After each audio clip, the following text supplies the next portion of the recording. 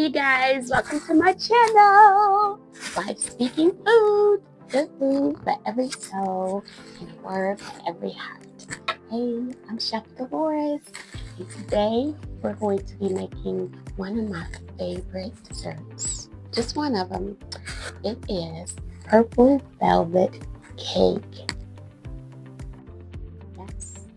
Just like you do a red velvet cake, this is purple. So, the most important key ingredients to a velvet cake is counteraction of a chemistry that takes place. People don't realize that. I'm not going to go into all that. But if you notice, when you do a red velvet cake, if you ever made one from scratch, it requires unsweetened cocoa in it. It also requires buttermilk. And it also requires an acid, which is the vinegar, which is what we're going to be using. And all of those ingredients makes the cake extremely moist, soft, and velvety. And that is why they call it a velvet cake. So important to follow the recipe. Make sure you are using the proper temperature. So if you have a recipe for it, you definitely want to make sure you follow the recipe. Preheat your oven. Make sure your pans are prepared for the cake so the cake doesn't get stuck. And I'm also going to incorporate, after this video, I am going to incorporate my recipe for you guys. But you have to follow the recipe. Remember that, okay? So, let's get in the kitchen. Doing what I love to do, cook. So, let's go. Okay, you guys, these are the ingredients for our purple red velvet cake. All right, so right in here we have our flour. I put 2 tablespoons of cocoa powder in here. I also put half a teaspoon of baking powder and 1 teaspoon of salt in here. Okay, and this is 2.5 cups of flour. We have our oil here as a half a cup. We have a cup of our buttermilk. We have 2 cups of sugar. We have 2 eggs. We have a teaspoon of vanilla. We have 1 tablespoon of vinegar. We have our unsalted butter, and we have our purple violet gel coloring. So all these ingredients matter, and they all are important. So let's get this going, you guys. Let's get it all in here. So what we're going to do a creaming method first, okay? So we're going to take our butter here first. And we're going to put it right into the mixer. There we go. Now we're going to go ahead and make sure that everything gets incorporated really well. So we're going to do the oil. Get the oil in there.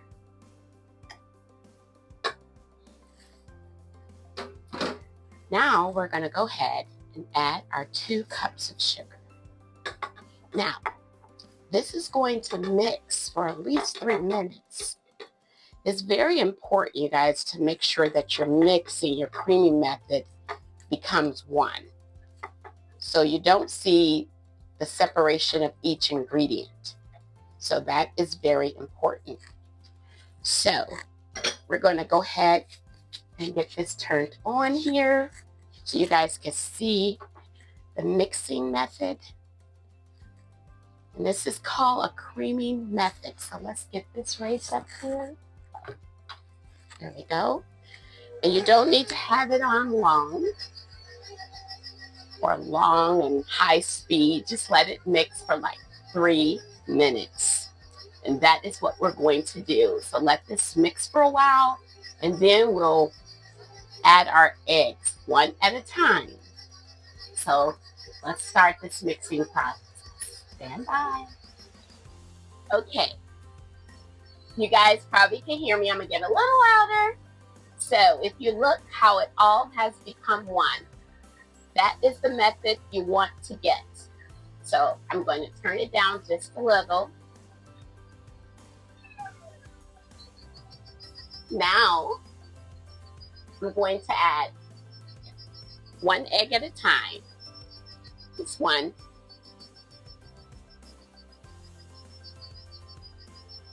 There we go. We're going to let that mix in for a little bit before we add our other egg. So like I said before, when you're doing baking, it's a precise recipe and you have to follow the directions. I know y'all say, why she keeps saying that? Because I want your dish to come out okay. I want your cake to come out okay. So you won't have to say, I followed the recipe she gave me and it didn't come out right. So just follow the recipe, you guys. And now our other egg.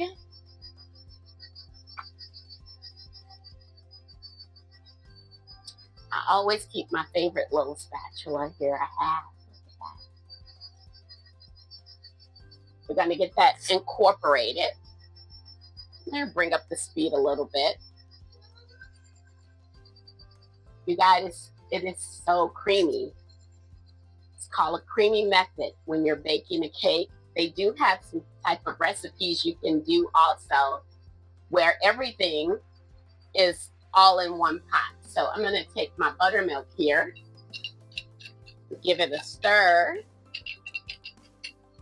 So I made my own buttermilk, which is 1 cup of milk of choice and 1 tablespoon of acid. So it could be lemon or it can be a clear vinegar. I use clear vinegar. So now that we got that all incorporated, we're going to go ahead and add our vanilla in there. Adds a lot of flavor to the cake.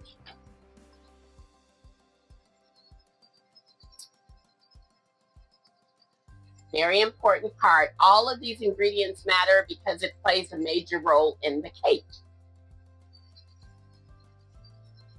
Now we're going to put our vinegar in there.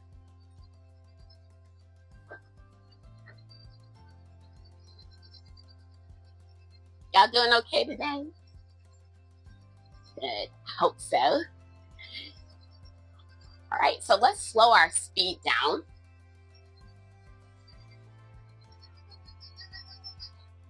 So what I'm going to do now, I turned it completely off. I'm going to lower this down. So we're going to start with the dry and we're going to end with the dry. So what I'm going to do, I'm take half of the ingredients of the flour, all this that's mixed together with the cocoa powder and the salt and the baking soda. I'm going to put half of this in there, okay? Just half. Remember, flour has gluten in it and you don't want to overmix. So we have half of our flour in there. Bring this back together. We're going to go ahead and add our buttermilk. All the buttermilk is in there.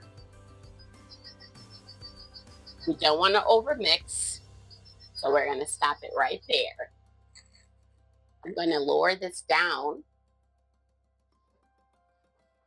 and we're going to add the rest of the flour in there.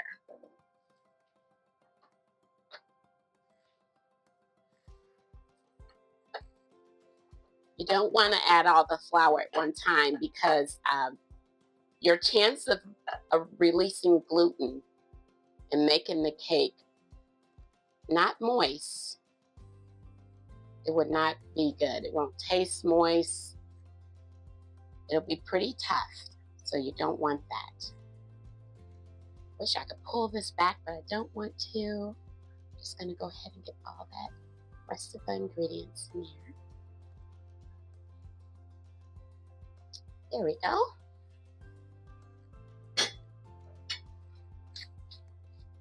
Okay, So let's get this going again.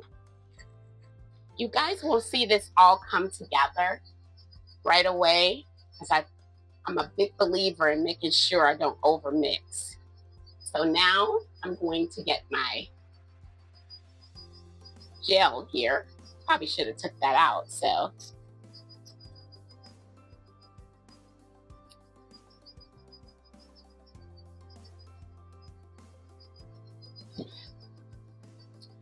all right.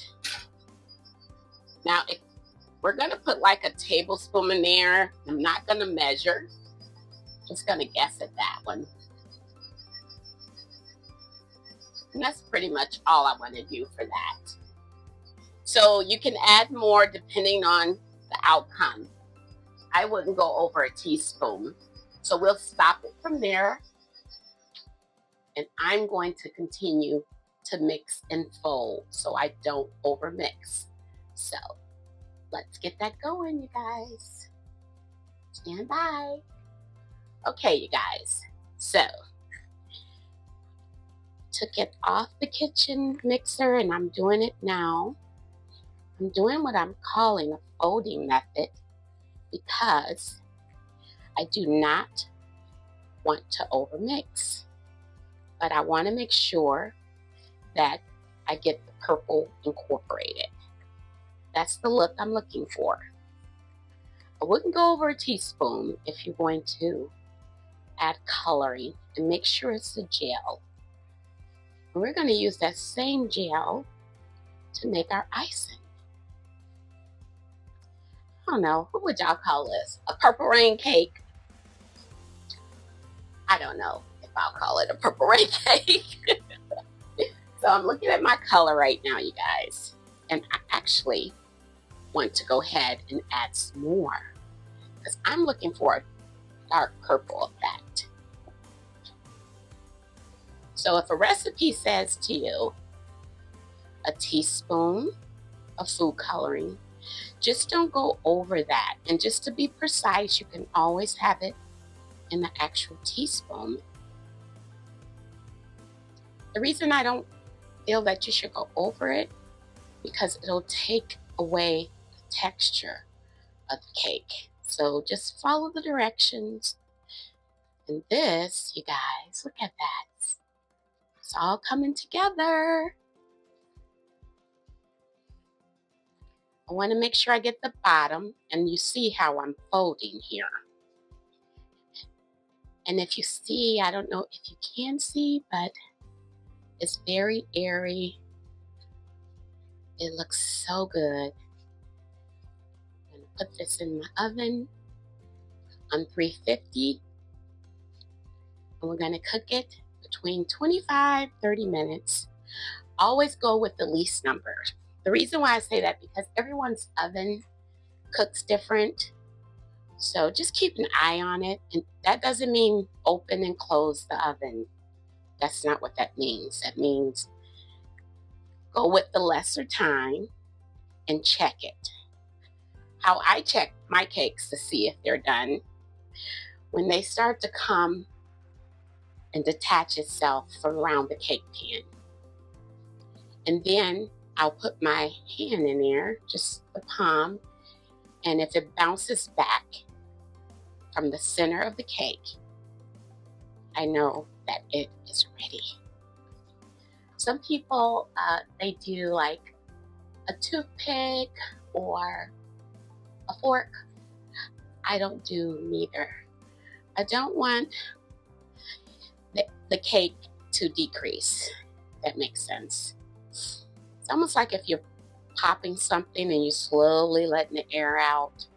And I want the cake to settle on its own. So that is why I do not do that. All right, you guys, I think we are good. So it's important that you have your cake pans ready, the oven on at 350, ready to go. So I have my cake pans. I sprayed them. I have what they call a baking spray that I use. You could do old school and do like a little oil or butter in the pan, move it all around the pan, on the sides of the pan, and then go ahead and put a little flour, not a lot, because you don't want your cake coming out when you flip it out. You know, it comes out, you got white spots on your cake. So I just use baking spray. Now, normally, I would measure this. I would put it on my scale because I want to make sure that my cakes are even. So this is what I'm doing. I'm guessing at this. And so now I'm going to go ahead and put the rest of it in here. And if I need to move it around and share some cake with the other pan, I do. And it's important that the cake looks the same as far as thickness. Wouldn't that look really funny if you have a cake, a 2-layer cake, and you had one is extremely thin and the other one is thick? That would make for a very awkward cake. And your icing, you'll have more icing than you have the cake. Anyway, I'm not saying I've ever seen people do that, but people do guesstimate. But in the culinary world, if you're cooking for like a group of people, it's all about art and what people see and how you present what you make. And so having the cake looking balanced, the same depth, looking identical, the 2 layers is so important. I'm making sure I get all of this out of here, you guys. So that's what I am doing, having a conversation with you. All right, whether y'all like it or not. So let me shake this a little bit. And I can already see, look at this. And I did this on purpose because I want to show you guys. Look, this cake here has more icing. This has more, this has less. So when it bakes, you will see how it would look. But I don't want to see how that looks because I don't like it. So my mind is always about presentation, whether I'm cooking for myself or someone else. Especially if you're doing a big catering event. Presentation and the way your food appears looks good. But guess what? It also has to taste good. You ever go somewhere and somebody puts a plate in front of you, like, ooh, this looks so good. But then when you eat it, you're like, oh, I don't like this. And that's not good, you guys. So make sure you taste your food as you go. Very important. So I like to be raw and honest about things. I'm going to move this cake around. I'm going to take a little bit out of here and put it over there. Now, I'm not cooking this cake for anyone. This is specifically one of my favorite cakes to make. So I'm just going to move that around. Move that around. Or you can just do this. That'll help move the cake around. Okay, so we're going to put this in the oven and let it cook no longer than 25 or 30 minutes. So I would normally check my cake in 25 minutes. And then I will remove it right away. Even though it may look like it may not be done, if it detaches itself from around here, and when you press there and it bounces back, take it out. If you want to do the old school method, the way your grandmother did it or your mother did it with the fork or the toothpick, that's perfectly fine too. So let's get this in the oven.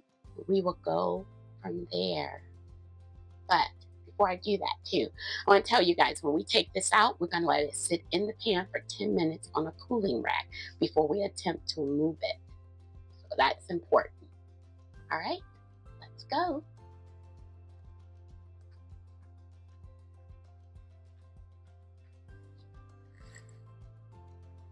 Okay, you guys, so we're going to go ahead and do our icing while the cake is in the oven. I do mine early because once it's settled, I can look at the consistency of it and know if I need to do something different, thinning it out. But I like to keep my icing a little thick.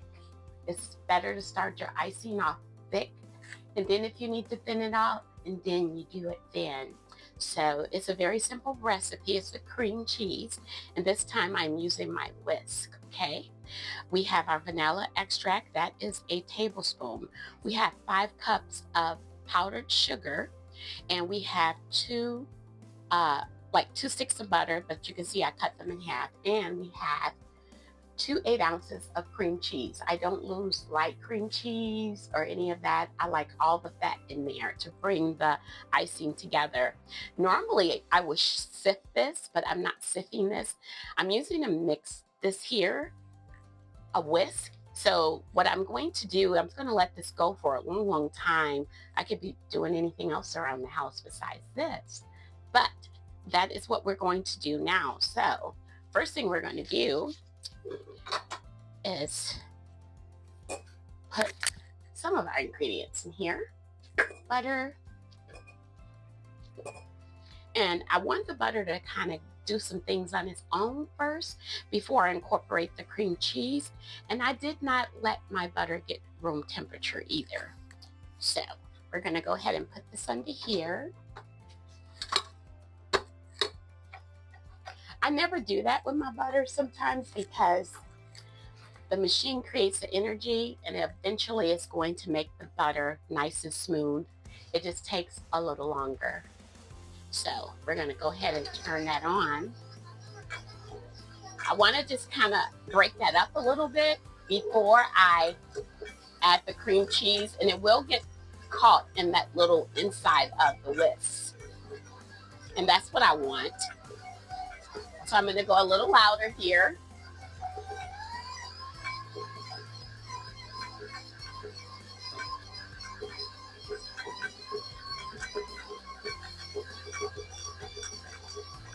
We're going to go ahead and add the cream cheese, but I'm going to bring the speed down here a little bit.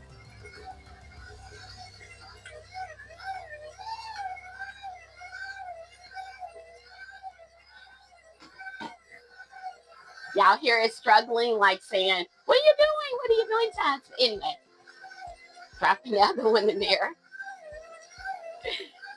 We're going to let this come together, and it's going to go for a little while, you guys.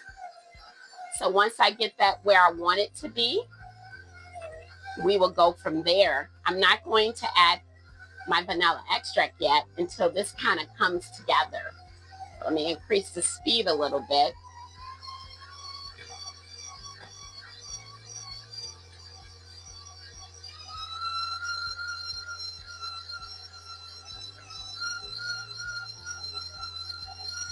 So remember, this is creating energy, heat, and the butter that's caught there is going to come out.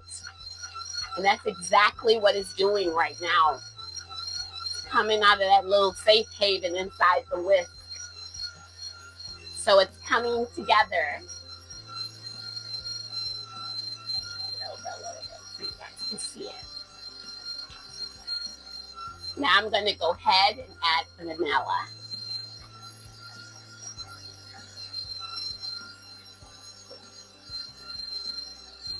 I'm going to turn it up a little bit more.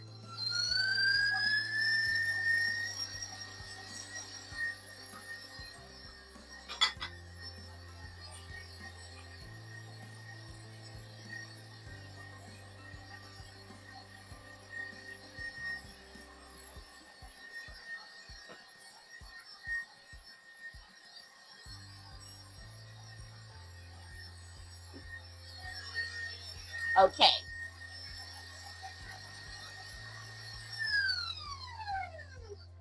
I turned it off for a bit. I want to show you how to move it from along the sides of the bowl and see how it's coming together.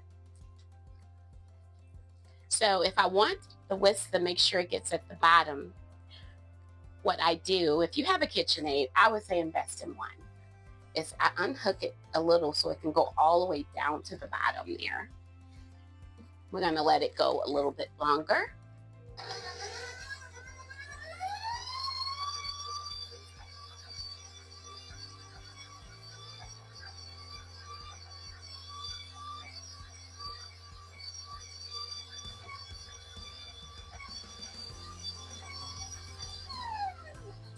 Okay, so listen, in order to get a nice smooth cream cheese, it's important that this is coming together first, and that is what I do.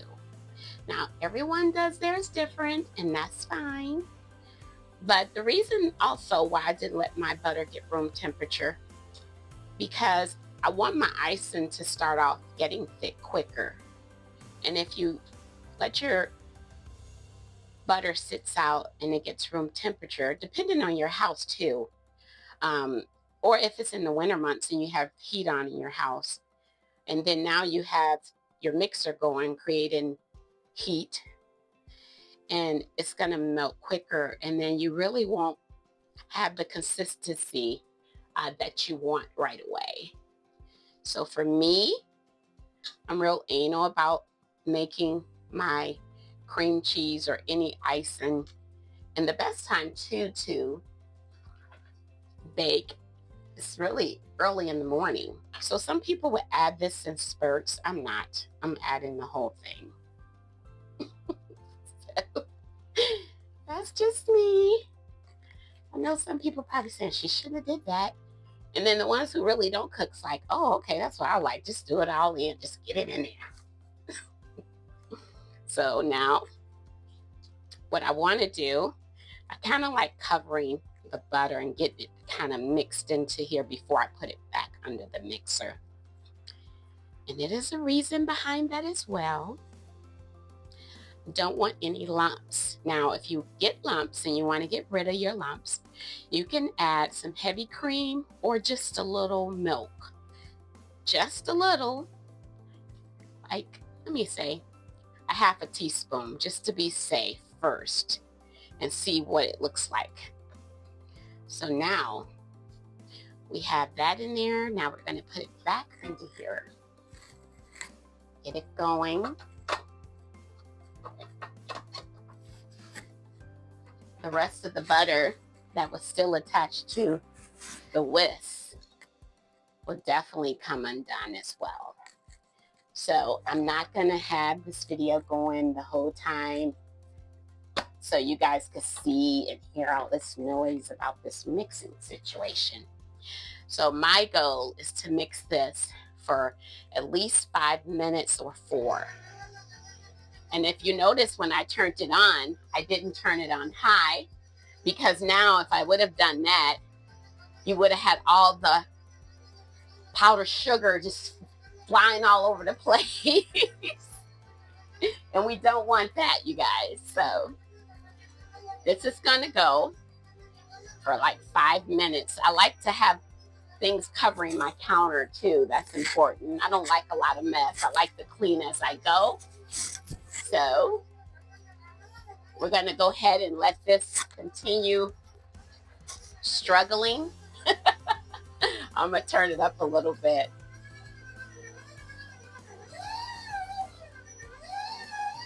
I'm trying to get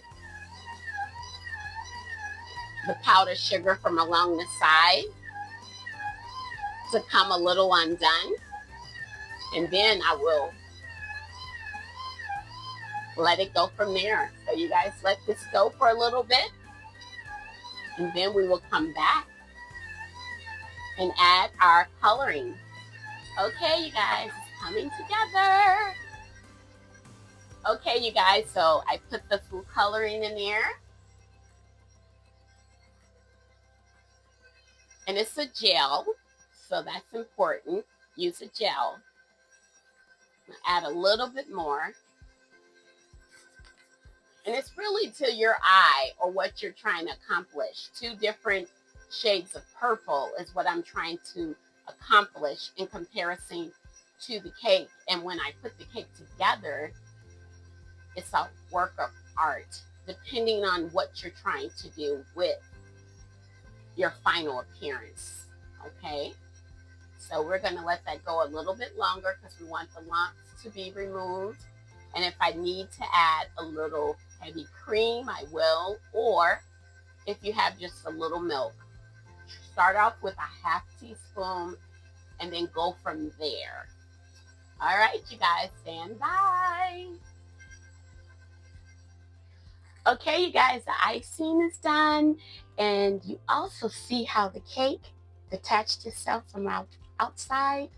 Now, it looks a little darker, but once you cut into it, you'll see.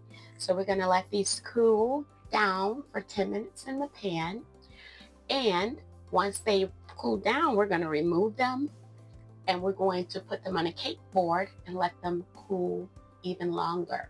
So in a restaurant environment, they have like a blast chiller just to cool it down a little quicker. I'm just going to put mine in the refrigerator. And it's so important that you let your cake cool. Some people even leave their cake in the refrigerator wrapped up, of course, totally wrapped, while it's still on the sheet.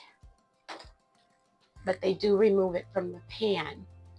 And you definitely want to make sure it's cooled down, because you want it nice and firm.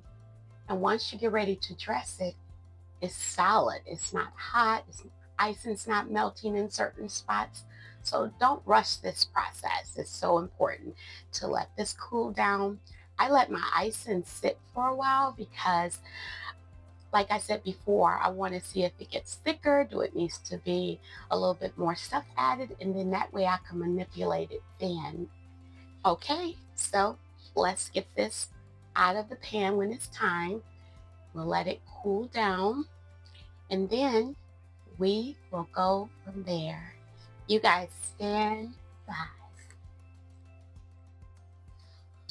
Okay, you guys, we have our cakes out of the refrigerator. They cooled down, and I just leveled it off here.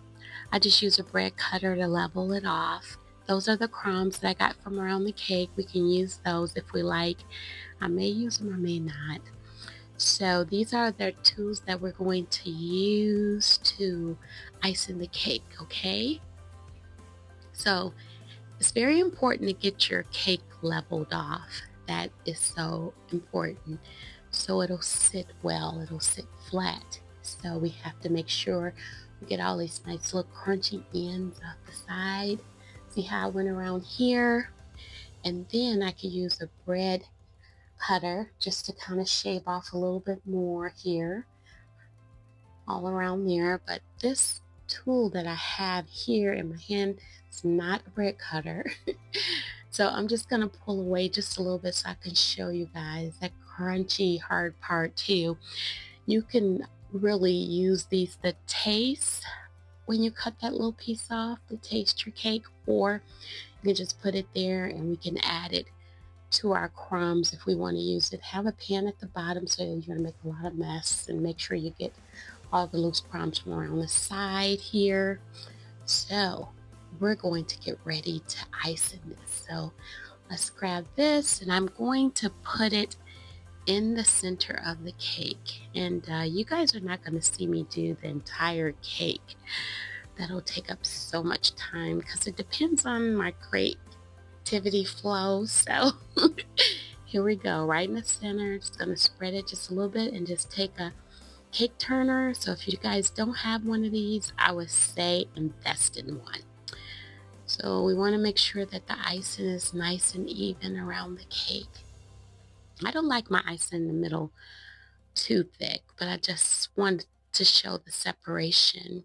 So you guys, we're going to stop right here and we will go from there. Stay tuned.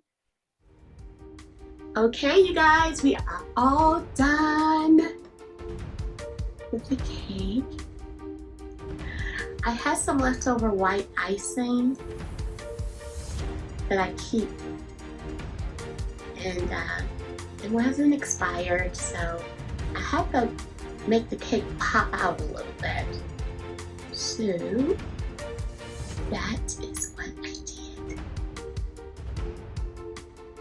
Okay, you guys. Now it's time to eat. Enjoy.